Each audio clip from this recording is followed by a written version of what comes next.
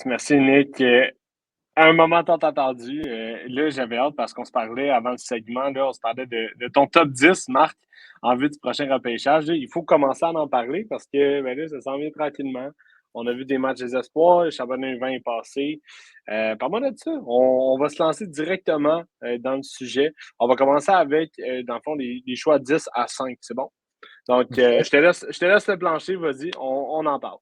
Oui, habituellement, j'aime mieux faire l'inverse parce que, mais là, tu vois, c'est une situation particulière. Je vais commencer à 10 parce que là, tu sais, j'aurais pu faire jusqu'à 15, mais je voulais vraiment avoir le temps quand même de détailler. Pourquoi j'ai mis 10 T. Higgins là? Bon, je trouve que il y a vraiment un style LNH. C'est un gars que tu ne te casses pas vraiment la tête avec ça. La projection, elle est très, très, très facile à faire. Il joue dans l'Ouest. Il marque, pardonne-moi, une quantité de buts pas possible. Il est en anglais, comme on dit, clutch, gamer. Tu as besoin d'un but, il va être là. La preuve, hier, il restait 28 secondes à la prolongation. Qui se ramasse pas en échappée puis qui réussit pas à déculotter le gardien?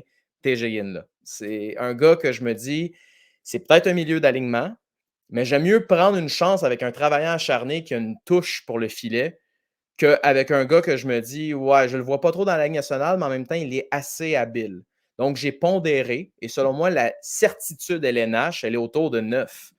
L'upside est peut-être autour de 8 ou 7, mais il y a une chose certaine, moi, avoir un gars comme ça dans mon alignement, je serais heureux et c'est un gars qui est né en août en plus de ça et il tire Mhm. exactement comme son père. Et s'il y a bien une chose que l'histoire nous a appris, c'est que pas TJ là, mais Jaron McGinley qui sort 11 dans son repêchage par Dallas et qui a été échangé pour Joe Newendike, ça fait mal parce qu'on a un gars de 50 buts. D'ailleurs, Craig Button le disait à la blague.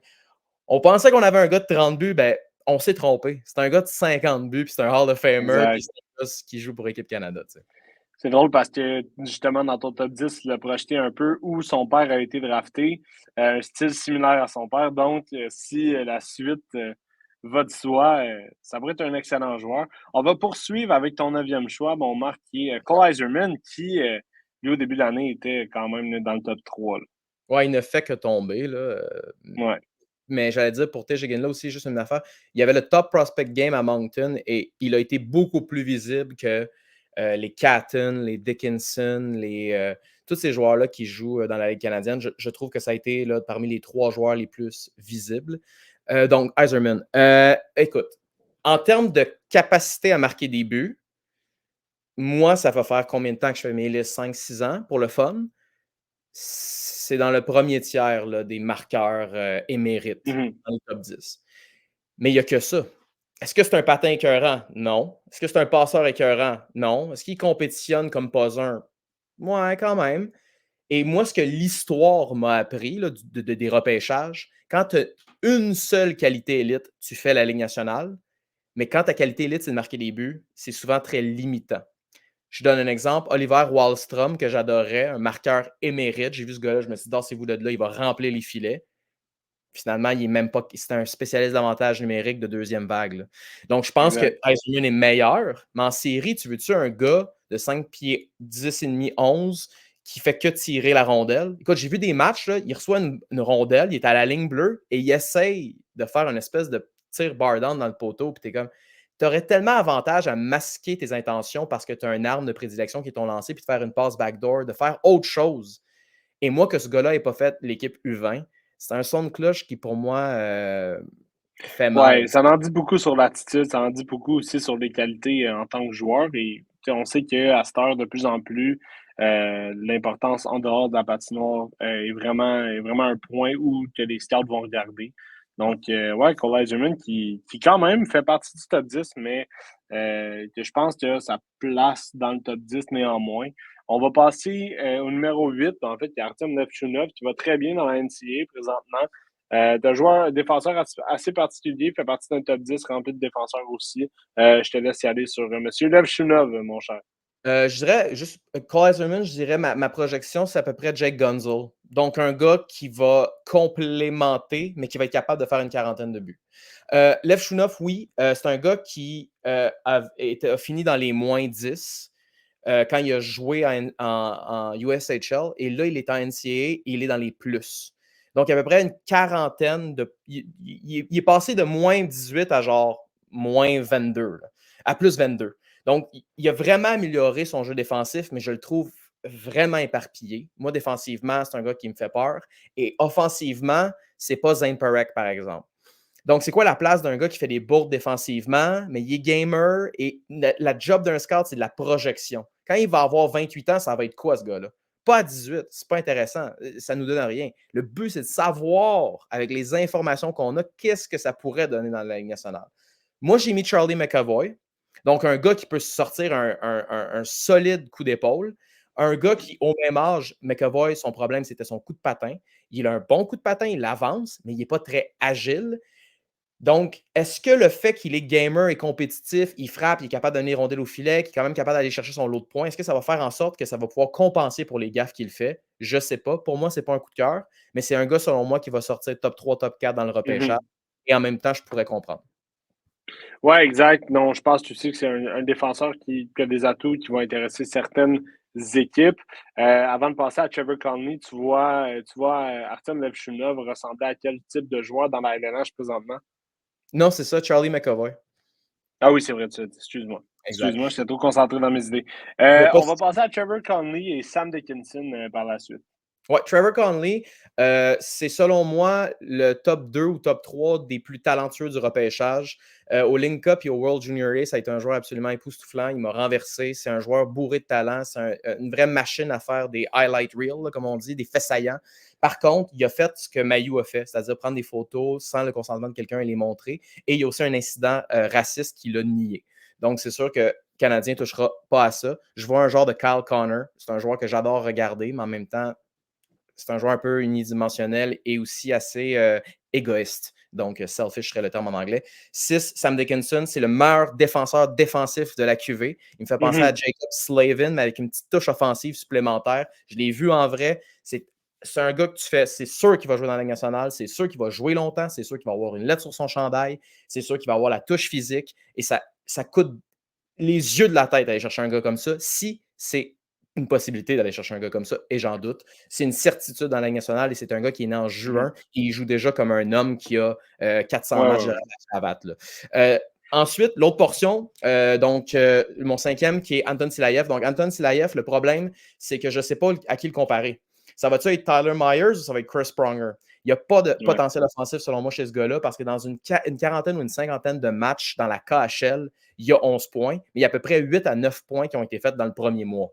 Donc, ça va donner quoi sur le long terme? C'est une très bonne question, mais en même temps, qui ne veut pas d'un défenseur de 6 pieds 7 qui est ultra compétitif, qui est extraordinaire dans sa zone et avec son bâton?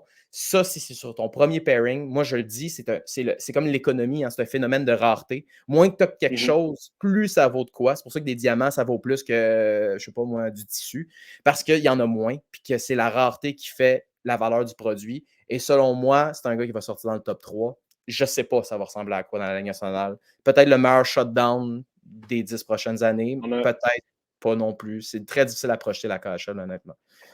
Bien hâte de voir. Écoute, c'est sûr qu'on va suivre le parcours d'Anton Silayev de plus près. Par contre, le prochain défenseur que je veux que tu me parles, c'est ton quatrième choix, Zane Perek, qui est présentement sur tous les lèvres des scouts de la CHL. Ouais. C'est un défenseur très offensif.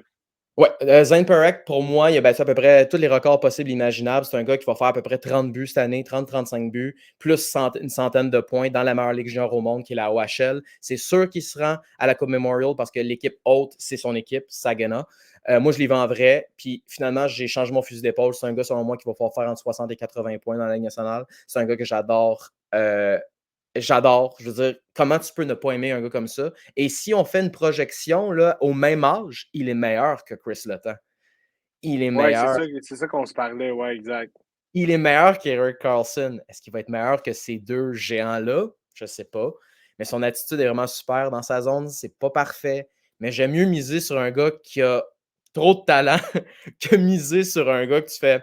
Ah, il est bon défensivement, il est capable d'utiliser son physique. Ouais, mais dans la Ligue nationale, il y en a d'autres qui ont un bon physique.